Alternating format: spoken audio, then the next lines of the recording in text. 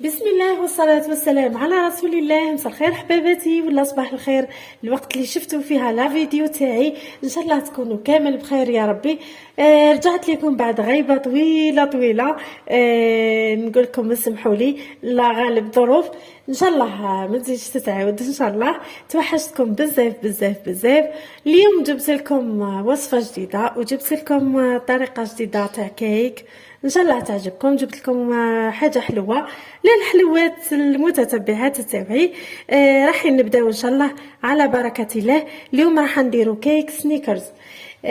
اول حاجه ان شاء الله راح نديروها هو الكيك تاعنا. نحتاجو فيه نص كاس سكر، نص كاس زيت، نحتاجو كاس ونص فرينه، زوج مغارف كبار تاع كاكاو، نحتاجو 3 بيضات وخميره.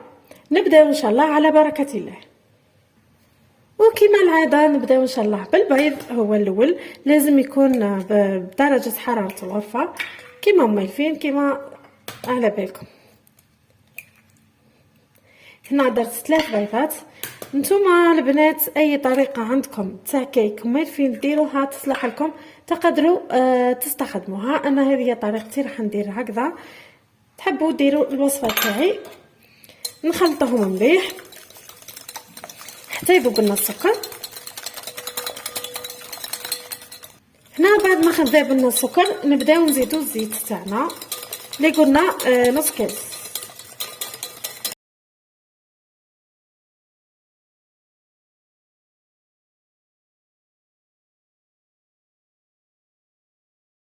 هنا راح نبدا نزيد الفرينه تاعي بيان سور، نغربلوها كيما مالفين.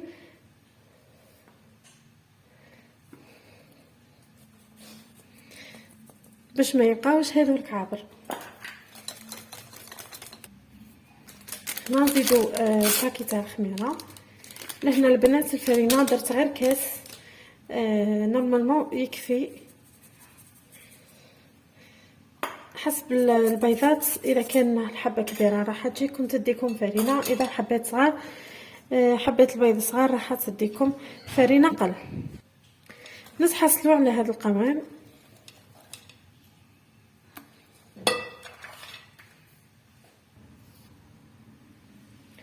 هذا هو البنات المول اللي استعملته. كنت درت له البابي كويسون، راح نطيب فيه. الفور تاعي شعلتها وخليتها تسخن.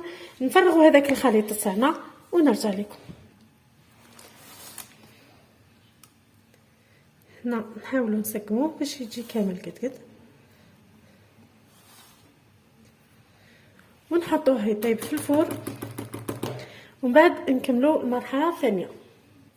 وهذا هو شكل الكيك تاعنا بعد ما طاب. انا نحيته خليته برد. نروحوا نكملوا الوصفه تاعنا كيفاه نديروا التزيين تاعو. اذا البنات ها هو الكيك تاعنا. قلنا بعد ما طاب وبرد.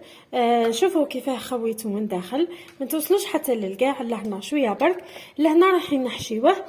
بون عندنا زوج مراحل راح نديروهم، زوج طبقات تاع كريمه. الطبقه الاولى واش نحتاجو فيها؟ لهنا درت كيله تاع كريم شونتي، ونديرو معاها كريم فريش، كاس كريم فريش، وكيله نفسها تاع الكريم شونتي نديروها حليب يكون كلاصي شويه. عندي 3 حبات فرماج. واش اللي عندكم كيري ولا لافاش كيري ولا واش كاين متوفر عندكم في الدار.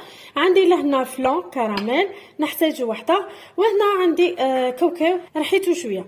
نبداو نطلعوا الكريمه تاعنا، نخلطوا كلش مع بعضه، نطلعوا الكريمه تاعنا من بعد نرجع لكم.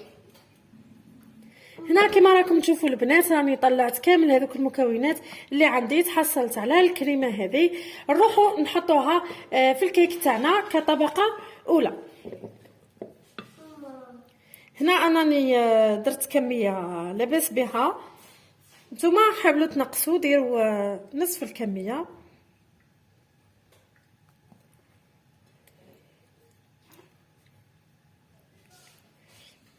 لهنا نسقمها لداخل مليح، نوزع هذاك الخليط مليح.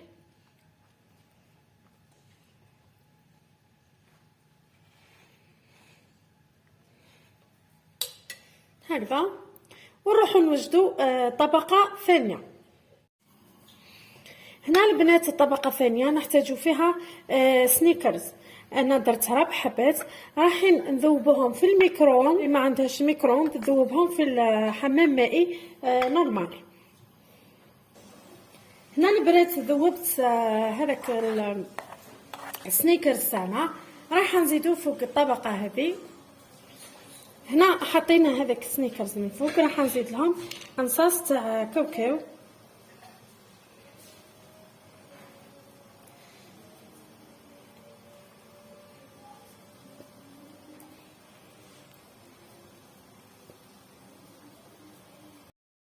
اللي اول مره دخلوا القناه تاعي نقول لكم مرحبا بكم، ما تنساوش الضغط على زر الاشتراك باش يوصلكم كل جديد، واللي فان تاعي اللي قدام نقول لهم ما تنساوش الجيم والتعليقات ودعموني بالبارطاج فضلا. هنا بعد ما كملت نحطوا هذاك الطبقه اللي نحيناها نسكروا بها الكيك تاعنا. هنا ملاحظه البنات، هذيك القشره اللي درناها من الفوق ولا اللي نحيناها المره الاولى نقصوا منها، ما تخليوهاش بنفس السمك بيسك الكاطو تاعنا راهو محشي. هنا حنحطها في الثلاجه تبرد شويه، ونروحوا نوجدوا الكلاصاج تاعنا اللي راح نغطيو به الكيك تاعنا. هنا البنات كيما راكم تشوفوا الشيكولا تاعي راني ذوبتها، زدت لها شويه كريم فريش، تقدروا تزيدوا لها ماء نورمال باش تجيكم بريونت. هنا راح نزيد لها كاوكاو،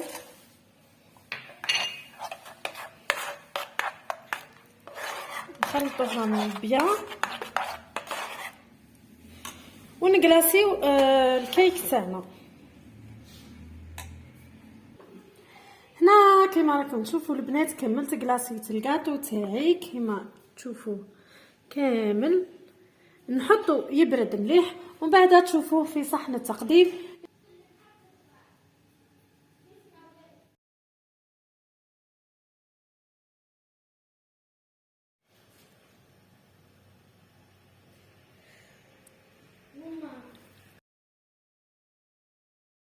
نجيو نقطعوا الكيك تاعنا بعد ما خليته برد مليح مليح في الثلاجه بعد الكلاصاج حوالي 4 سوايع ولا 5 سوايع باش نقدموها بارده، تكون النتيجه خير ان شاء الله.